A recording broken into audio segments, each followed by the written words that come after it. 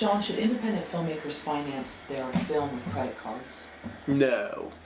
I mean, I usually don't say a blanket no to anything because, hey, there's a lot of ways to skin a cat, you know? Well, not that cats should be skinned, but, you know, but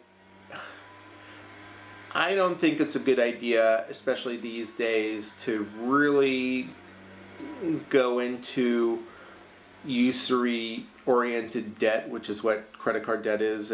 Many credit cards are 20% interest, and that's really a burden. However, I also do feel that most creative projects need to start somehow.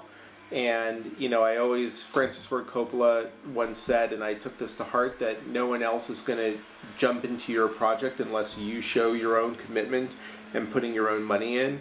And many artists don't have their own money outside of credit cards.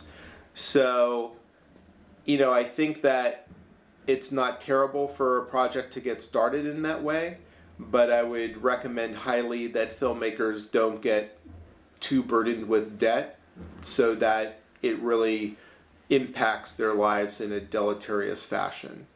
And I think now there are so many possibilities to be creative and engage audiences that don't involve a lot of capital that weren't possible 20 years ago, 10 years ago, even 5 years ago, that, you know, there isn't as much of a need for people to go into credit card debt to make a piece of work. Right, well, I've heard of documentarians putting, let's say, plane tickets overseas to get the main, you know, subject of their film on credit cards, and then going from there and finding investors. But I mean, what if someone doesn't have the audience to go and crowdfund for it? So that's out the window. So you're saying just a small portion to sort of show that you have some skin in the game, but then find alternative Yeah, ways. and I don't want to advise anyone one way or another in terms of credit cards, you know, because the first thing I'll say is that it is a problematic way of financing a project, you know, because of, you know, the exorbitant interest that's charged, and it's kind of a hard hole to get out of. So, barring that, you know, I think at some points you do have to float certain aspects of a project, you know, and credit cards are certainly one way of doing it these days. You know, but I do feel like, you know, if you don't have an audience to crowdfund, I think what you need to start thinking about, and would be healthy for your whole project, is to start thinking about how you can create that audience, you know, and to, you know, spend some time simultaneously engaging that audience in addition to making the work. And the thing is that, and again, I was just talking to a filmmaker yesterday, you know, if you have a continuity to your work so that it makes sense for you to bring your audience along in your creative process throughout your career, any work that you invest in audience development now is going to pay off later.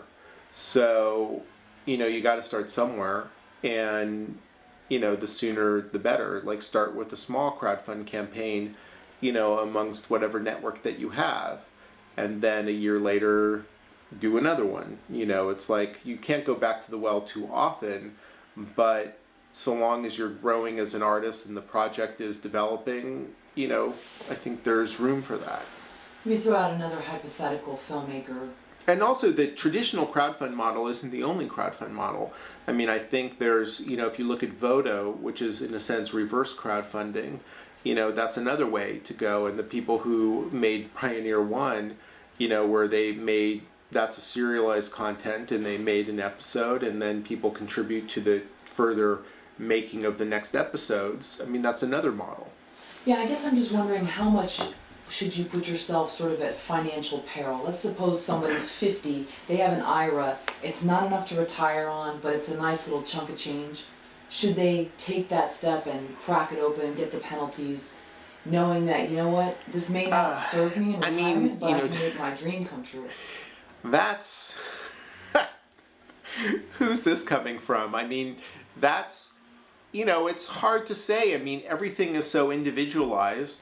You know, I'd happy to sit down and talk to that person. And on the one hand, you don't want to put yourself in financial peril, but on the other hand, at some point, art is about taking risks, and you never know the world's going to be like. And, why not, at some point you have to take the plunge, but by the same token, I would,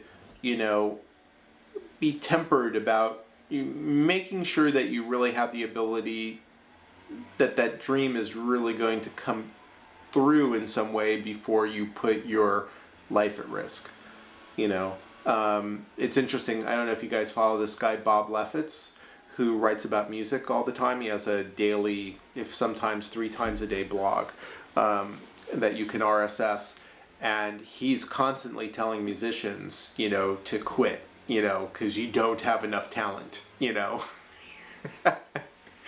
Yeah, and he's constantly, they have an opposite problem where he's complaining about an opposite problem where musicians are only concerned about developing audience and not making work, whereas filmmakers are more concerned, if I complain about anything, that filmmakers are too obsessed with making work and not enough about the audience. And I think they have to be obsessed with making the work, but they also have to be concerned about making audience. And he says there's way too many in the music world who are just, all they want to do is develop audience and tweet and Facebook and blog and, but their music's crap. So, and he constantly tells them, get out of the business. It's like too hard. You're never going to succeed. So, I would just say that's a really hard question to answer.